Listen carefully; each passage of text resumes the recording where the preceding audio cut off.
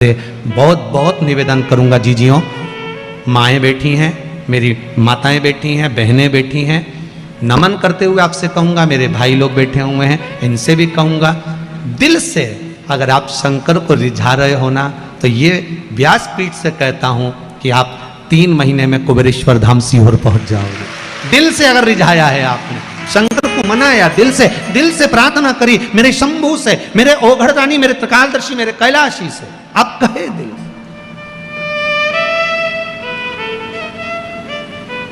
बुरी चाहे।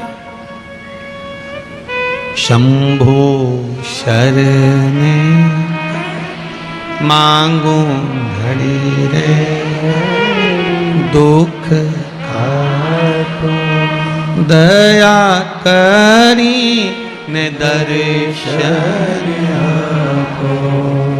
बाबा बस जीवन के सारे दुख, रोग, बीमारी, तकलीफ, सब कष्ट दूर हो। वृंदा का सातित्व प्रबल था, दिखावा नहीं करती थी वृंदा। शंकर को हम कभी नहीं, आपने कभी शिव पुराण के माध्यम से कभी सुना कि हमने आपसे कहा कि आप शिव जी के मंदिर में जाकर इतने रुपए खर्च करना या इतना रुपया देना या इतना आप लगाना, कभी कहा यहां से व्यासपीठ से कभी नहीं बोले कि आप इतना खर्चा करो या आप इतना लगाओ। व्यासपीठ से इतना जरूर बोले हैं कि 1 लोटा पानी, या कभी बोला होगा तो फूल या शमी पत्र या बेल पत्र, और बोला होगा तो तुम्हारे घर में जो सामान होगा वही बताया होगा, शहद है, घी है, या शमी पत्र है, या पीपल का पत्ता है, या आदि कादि, काली तिल, काली मिर्च, आदि कादि जो भी होगा वही आपके घर में जो है वो शिव को दो। जो तुम्हारे पास है वो भगवान को दो, भगवान उसको स्वीकार करेगा। तुम्हारा अपना जो तुम्हारे पास में है वो आप भगवान को दो, भगवान से स्वीकार करेगा। अब शिव को प्रदान करो तो दिल से दो, जो भी दे रहे हो ना दिल से प्रदान करो। आज एक बात और बहुत ध्यान से सुनिएगा महाराज जी, कभी आपको लगे ऐसा कि व्यापार बहुत अच्छा चल रहा था और एकदम बंद सा हो गया, फैक्ट्री चल रही थी एकदम बंद सी हो गई, मेरा व्यापार ही नहीं बढ़ रहा, तो प्रयास करना, तांबे के कलश में जल लीजिएगा, बेलपत्री नीचे हाथ में रखिएगा, तांबे के कलश को उसके ऊपर रखिएगा, तांबे के कलश को उसके ऊपर रखिएगा महाराज, उल्टा हाथ उस तांबे के कलश पर रखिएगा, अपना नाम और गोत्र का स्मरण करिएगा। ऐसा कैसा ही पात्र लेकर जाइए, अंगूठे से और उंगलियों से पात्र को पकड़कर बेलपत्री हाथ में ही रखे रहने देना। अपनी जिस कामना से जो भी व्यापार है आपका, जो फैक्ट्री है, जो व्यवसाय है नहीं चल रहा, या इंटरव्यू के लिए जा रहे हो नहीं हो रहा, तो जल का पात्र पकड़कर हाथ का स्पर्श कर कर जल श्री तुम्ब रूपेश्वर महादेव, कौन से महादेव? तुम्ब रूपेश्वर महादेव के नाम से शिव को चढ़ा दीजिए। बाद में पात्र को नीचे रखकर बेलपत्री शंकर जी पे जब चढ़ाएं तो इस डंडी के भाग को अशुक सुंदरी का स्थान होना चाहिए। चढ़ाते समय डंडी का भाग अशुक सुंदरी की ओर रख दें महाराज। झोली पसार कर प्रणाम करें, बाबा से निवेदन कर कर आए। 3 से 4 दिन लगेंगे, जो व्यापार ठप्प पड़ा था उसमें थोड़ी सी उन्नति होना प्रारंभ हो जाएगी। तुम रूपेश्वर महादेव भगवान शंकर आनंद की राशि हैं, शिव सुख की राशि है, आनंद देंगे। शंभो शरणे मांगू दुख दया कारी ने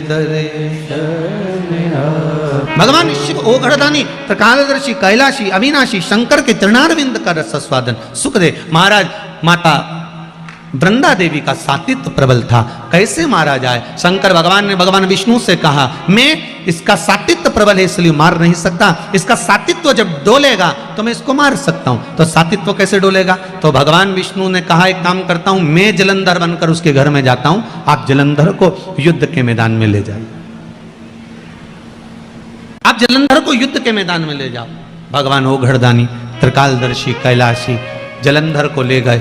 युद्ध के मैदान में भगवान नारायण जलंधर बनकर उसके घर में प्रवेश कर गए, वृंदा के साथ रहने लगे। कितनी विचित्र कथा है, बहुत ध्यान दीजिएगा। मेरे शंकर भगवान ने भगवान नारायण से यह नहीं कहा कि आप जलंधर बनकर जाओ। मेरे शंकर भगवान ने यह नहीं कहा कि आप रूप बदल कर जाओ। मेरे शंकर भगवान ने यह नहीं कहा कि आप जाकर उसके साथ छल करो। मेरे शंकर भगवान ने केवल इतना कहा कि इसका सातित्व अगर पक्का है तो मैं इसको मार नहीं सकता। अगर सातित्व पक्का है तो मैं इसको नहीं मार सकता, मैं इसको संहार नहीं कर सकता। आप जाएं ना जाएं वो आपके ऊपर।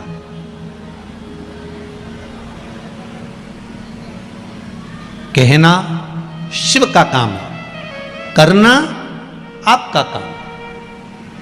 आप अगर शंकर की भक्ति को धारण कर रहे हैं, शिव तत्व को धारण कर रहे हैं। एक माता जी ने लिखा है, गुरुजी आपने अभी और बहुत सारे पत्र तो यहाँ पड़े हुए हैं, ये पढ़े नहीं है परंतु उम्मीद है बाबा का। एक पत्र में लिखा है कि आपने जो सावन के महीने में शिवरात्रि का पूजन कराया था, उस समय पर मेरे हाथ में उस पूजन के 15 दिन पहले पैरालिसिस आ गया था। एक भाग पूरा काम करना बंद कर दिया था। फिर भी मेरे बेटे और बहू ने वो सावन के महीने की शिवरात्रि पर रात को जो अभिषेक करा, काली मिर्च उसमें समर्पित करी, उसी में से एक काली मिर्च उठाकर मैंने वो काली मिर्च खाई और बाबा की कृपा से 15 दिन के अंदर मेरा हाथ काम करना चालू कर दिया। ये विश्वास आपका था, ये भरोसा आपका था।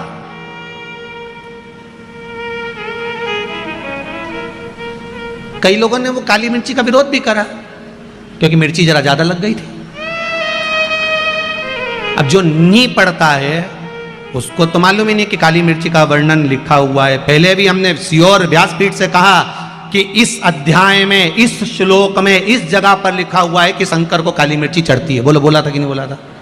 बोला था ना। अब उसके बाद भी अगर लोग उस चीज का, क्योंकि व्यक्ति है, मानव है, ये मानव शरीर है, इससे, और हम कहते हैं कि प्रयास करेंगे हम अपनी जिंदगी में, और आज तक भी प्रयास करते रहे हैं। आपका विश्वास कभी नहीं तोड़ेंगे, इतना भरोसा रखना। इस व्यासपीठ से वही बोलेंगे जो इस शिव महापुराण में लिखा होगा। जो उपाय बताएंगे वो पुराण के अंतर्गत के बताएंगे। एक भी उपाय ऐसा नहीं बताएंगे जो जीवन में दुख दे। और आप लोगों ने उपाय करे होंगे, सबको लाभ मिला होगा। बोलो मिला कि नहीं मिला? इंदौर जैसे शहर के लोग भी अगर उपाय कर रहे हैं तो उसका लाभ जो लिखा है उसको बताओ। मां अपने बेटे को भी कहती है कि बेटा जा रहा है, सुनो, तोरण पर जाओगे, घोड़ी पर चढ़कर जाओगे, तोरण लगाओगे, अंदर जाओगे, तुम्हारी सासू मां तुमको कुछ खाने को देगी तो एकदम मुख आगे मत करना, वो हाथ खींच लेगी। बोलो समझा के भेजती कि नहीं भेजती? मां भी समझा के भेजती है। मेरे वेद व्यास जी महाराज ने अगर ये 24,000 श्लोक की शिव महापुराण की रचना करी है तो जनमानस को समझाने के लिए करी है कि अगर जीवन में दुख है तो शंकर को ये वस्तु समर्पित कर देना, शिव तेरा कार्य कर देगा, शंकर तेरे को संभाल लेगा, तुम शिव के हो। अब आगे आप लोग फिर वो दूल्हा अगर मम्मी की कहना नहीं माने, माँ का कहना नहीं माने तो लपक खा। अब वो माँ ऐसा करे सासू और वो मुंह लेके आगे आए, फिर वो माँ हाथ पीछे करे, फिर आगे करे, फिर पीछे करे, फिर आगे करे, तो लोग उसकी सखियां जितनी हैं दुल्हन की वो हंसी उड़ाए। फिर संसार, अगर वेद व्यास जी महाराज ने लिखा है कि आप शिव को ये समर्पित करिए, शंकर को जल चढ़ाइए, बेलपत्र चढ़ाइए, शमी पत्र चढ़ाइए, ये धतूरा चढ़ाइए, इस भाग को समर्पित करना है। अब आगे आपकी मर्जी। कई लोगों को तो ये तक नहीं मालूम था कि सावन महीने में भी शिवरात्रि आती है, बस आ गई और निकल गई, मालूम है नहीं। सोमवार की अष्टमी पड़ती है, शिव और पार्वती का मिलन होता है, उसका व्याख्यान वर्णन, उसको समझो। शमी पत्र की क्या महत्वता है उसको समझो, बेलपत्र की क्या महत्वता है उसको समझो, उसको समझना है। शिव महापुराण की कथा कहती है, शंकर का अनुमोदन कर रहा है, शंकर की भजन कर रहा है, भगवान शिव की कथा कर रही है, अपने जीवन में उतारने का प्रयास करे शिव तत्व को। वृंदा को मारने, वृंदा के सातिर दिखाने के लिए शिवजी ने एक बार भी नहीं कहा कि भगवान विष्णु आप रूप रख कर जाओ, क्योंकि मेरे शंकर और मेरी पार्वती हमेशा एक मंदिर में रहकर आशीर्वाद प्रदान करते हैं। अखंड सौभाग्यवती भव। ये वर अगर देते हैं तो मेरे शंकर देते हैं, माता पार्वती देती है, कोई दूसरा नहीं दे सकता। भगवान विष्णु ने वृंदा के साथित्व को डिगा दिया, शिव जी ने जलंधर को मार दिया, जलंधर का सिर कटकर वृंदा की गोद में जाकर गिरा। जैसे ही वृंदा की गोद में आया, वृंदा चीख पड़ी, मेरे पति का अगर यहां शीश है तो पलंग पर जो सोया है वो कौन है? जाकर पूछा, नारायण ने अपना असली रूप दिखा दिया, दिखाया, क्रोध आ गया। वृंदा ने कह दिया, वाह नारायण वाह, आपने मेरे साथ छल करा है, मैं आपको श्राप देती हूं, आप पत्थर बनोगे। और वृंदा हाथ में जल लेकर अपने ऊपर छीट कर तुलसी का क्यारा बनती है। जब तुलसी का क्यारा बनने लगी, वृंदा शिव जी से कहा, भोलेनाथ आपने मेरे पति को मारा है, आज आपसे कहती हूं कि मैं तुलसी बनने के बाद मेरा तुलसी का दल आप पर नहीं चढ़ेगा। केवल वर्ष में एक दिन बैकुंठ चतुर्दशी का दिन ऐसा होता है, रात्रि को 12 बजे से सुबह 4 बजे के बीच में शंकर भगवान पर तुलसी और ठाकुर जी को बेलपत्र समर्पित होती है। वो बेलपत्र और तुलसी को उठाकर शहद की शीशी में रखा जाता है। शहद की शीशी में उसको रखकर जो बच्चा पढ़ने में कमजोर हो, बुद्धि में कमजोर हो, जिसकी चंचल वृत्ति हो या मन पढ़ाई में स्थिर नहीं हो रहा हो, उसको 1 महीने तक वो शहद चटाया जाता है। 1 महीने से ज़्यादा नहीं चटाना है। कई लोगों का जो दिमाग काम नहीं करता, बुद्धि विवेक काम नहीं करता, उसके लिए भी पहले वर्णन करा कि गाय जब अपने बछड़े को दूध पिलाए और बछड़े के मुख पर जो फेन आए, उस फेन को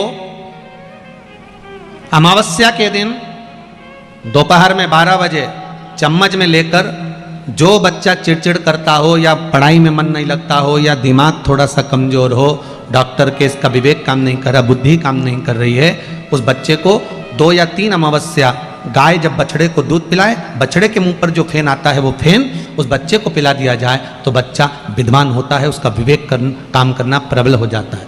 जिसके शरीर पर सफ़ेद दाग पड़ गए हों, चर्म रोग हो गया हो, चमड़ी सफ़ेद पड़ गई हो, पूर्णिमा के दिन गाय जब अपने बछड़े को दूध पिलाए, उस बछड़े का मुख में जो फेन आए उसको निकाल लीजिए। पूर्णिमा की रात्रि को 12 बजे शरीर में जहाँ जहाँ पर सफ़ेद दाग पड़ गए हों, चमड़ी सफ़ेद हो गई हो, उस जगह पर लगा लीजिए। चंद्रमा की रोशनी में कम से कम आधा घंटा बैठ जाइए और बैठने के बाद में उसके बाद में फिर स्नान कर लीजिए।